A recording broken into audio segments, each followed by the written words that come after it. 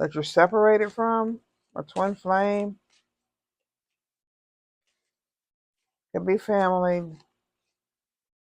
childhood. What's the Four of Cups? Someone's moving on here, but they're in hermit mode, or somebody's done some investigation. Somebody's leaving you, or somebody left.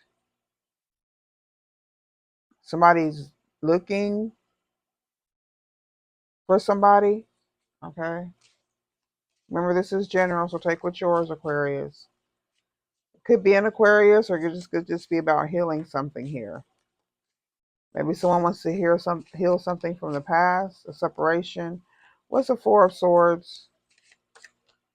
Four of Swords is not the Nine of Cups in reverse. So maybe somebody was just over manipulated.